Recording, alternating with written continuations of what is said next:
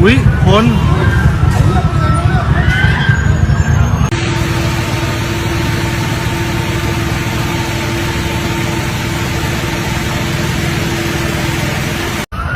27 people are dead because a door had 2 bolts on it. Not a collapsed building. Not an explosion. A locked exit in the middle of Bangkok's deadliest fire in 17 years. And investigators say it may be the single detail that decided who lived and who didn't. 600 people. 1 beer hall. 30 minutes. That's all it took for a normal Sunday night in Bangkok to become a national tragedy. This is the story of what happened inside, what officials found when they walked through the wreckage the next morning, and the families who are still identifying bodies at a forensic institute this week.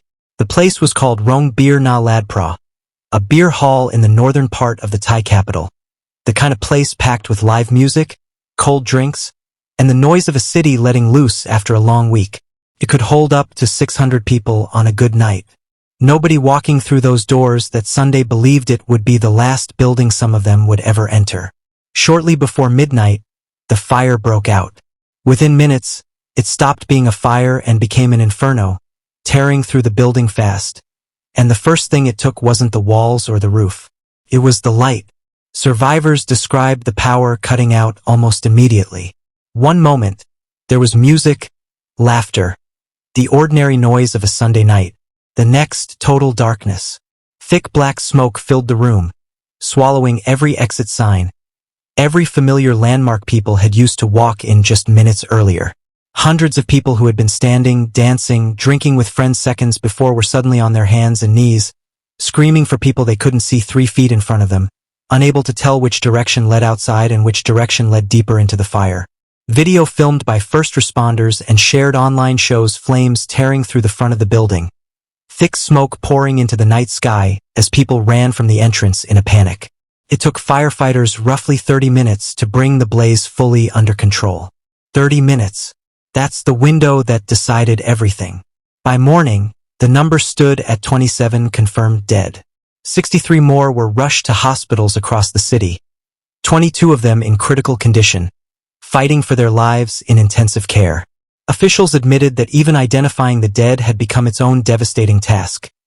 Many victims carried no identification on them, and others were too badly injured, too unconscious, to be identified by any other method than DNA and dental records. This became Bangkok's deadliest fire in 17 years. And then came the detail that turned public grief into public outrage. Thailand's prime minister visited the scene in person the very next day, walking through the charred remains of the building alongside first responders, stepping over debris that used to be tables and chairs. Standing at one exit, he asked a firefighter a simple, direct question: could this door be opened? The answer wasn't the one anyone wanted to hear. The exit was locked, bolted shut in 2 separate places, at the exact spot where people would have needed to escape when the smoke first filled the room. Investigators are now examining whether emergency exits throughout the building had been obstructed, blocked, or simply never designed to open under pressure, and whether the materials used in the ceiling helped the fire spread as violently and as fast as it did. For families searching for answers this week, those 2 questions may explain how a Sunday night out became a mass casualty event in under an hour. Behind every number in this tragedy is a name. Family. A life that ended without warning. In a building people walked into expecting nothing more than a good night out.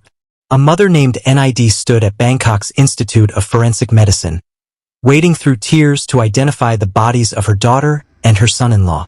Her daughter had only recently graduated and had just started her very first job, teaching computer skills to students who were counting on her. Her son-in-law worked hard every single day to support the 2 of them.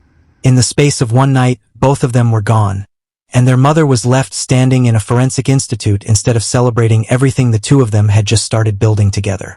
Not far away, a young man named Keo Udon Pangpani waited for news of his younger brother. The 2 of them had come to Thailand from neighboring Laos as migrant workers, chasing better opportunities together.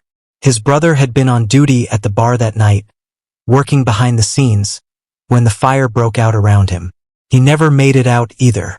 A local singer, performing nearby when she heard the news, dropped everything and rushed straight to the scene, because several of her own bandmates had been performing inside that exact bar earlier that night.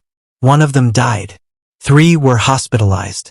One still hadn't been located by the time she spoke publicly. She later described what survivors had told her.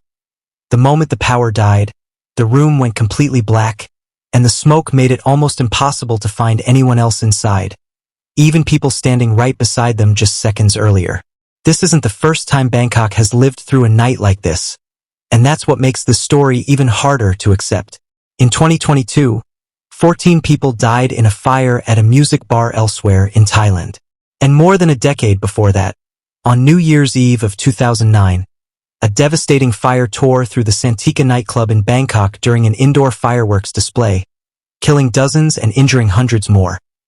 A tragedy that was supposed to force the entire country to overhaul its fire safety standards for good, permanently. Now, 17 years later, investigators are once again asking the exact same painful questions. Were the exits actually accessible when people needed them most? Was the building's construction and material choice partly to blame? Could any of this have been prevented with basic enforcement of existing rules? And once again, families are left waiting outside a forensic institute for a phone call none of them want to receive. Investigators are now examining every minute leading up to the fire.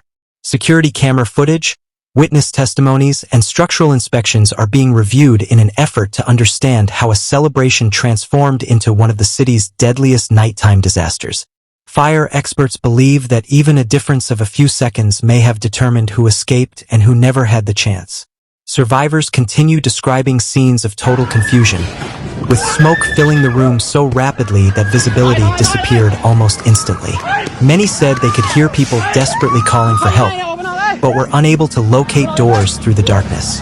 Emergency responders also faced enormous challenges reaching victims trapped inside the smoke-filled building, where extreme heat and collapsing debris slowed rescue efforts. Medical teams worked through the night transporting the injured to hospitals across Bangkok, while relatives gathered outside hoping their loved ones would appear. Instead, many were forced to provide DNA samples to help authorities identify victims whose remains had been severely damaged by the intense fire. The bar's owner remains in intensive care with serious injuries sustained in the fire. A statement posted publicly on behalf of the business apologized to the victims and their families and promised full cooperation with the ongoing investigation. But for the families identifying bodies this week, an apology can't undo what one blocked exit, one darkened room, and 30 minutes of fire already took from them permanently. 27 confirmed dead, 63 injured, many of them critically. One bolted door that investigators say should have opened the moment it mattered most.